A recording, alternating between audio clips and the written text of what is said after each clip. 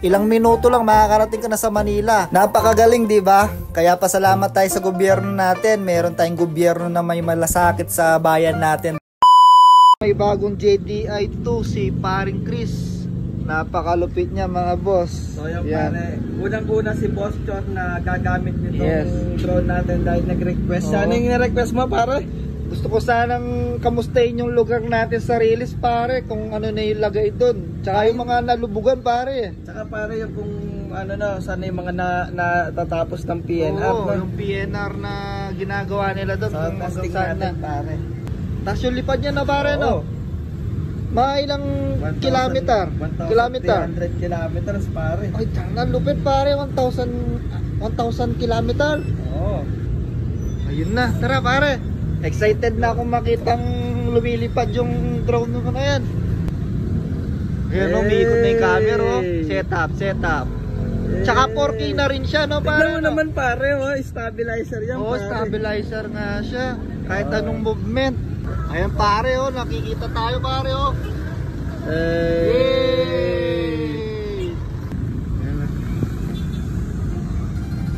At ayan mga boss, pinalipad na nga namin ang drone ni Paring Chris. At ayan, makikita nyo kung saan kami nagko-content. Ito yung bridge ng Sulipan mga boss.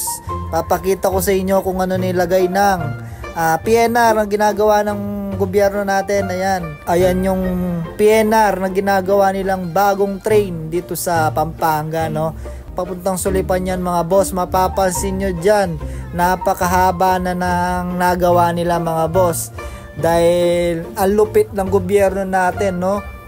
Sa pagkakaalam ko mga boss, matagal na tong project na to, pero ngayon lang natuloy, no?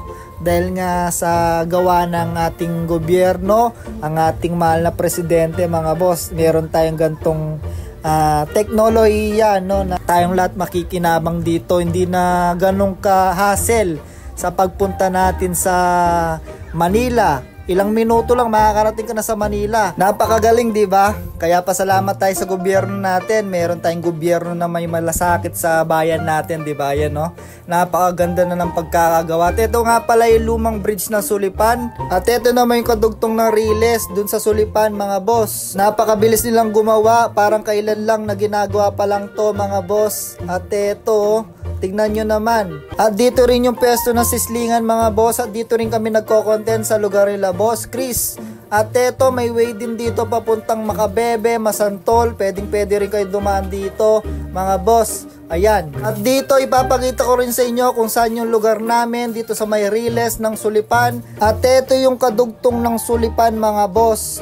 Ito yung diretsong daan na to. Marami ring taong nakatira dito mga boss. Ang pagkakaalam ko, pinatanggal na rin ng gobyerno natin ang mga iilan na nakatira dito dahil binayaran na sila. At yung iba, hindi pa mga boss. Kaya kailangan din talaga lumisan para hindi sila maabala sa ginagawang PNR o train ng bagong teknolohiya dito sa Pampanga mga boss. Napakalupit, di ba? Ito nga pala yung lugar na kung saan noon na pwede tayo magtapon ng basura, pero ngayon bawal na mga boss. Kung mapapansin nyo, nakabakod na yung tapunan ng basura mga boss dahil bawal na tayo magtapon dito.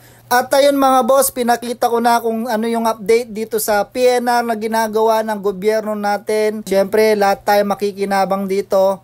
At syempre mga boss, like, follow, share nyo tong video na to para makita ng mga kababayan natin na may nangyayari dito sa ating bansa. Maraming salamat mga boss. Peace out.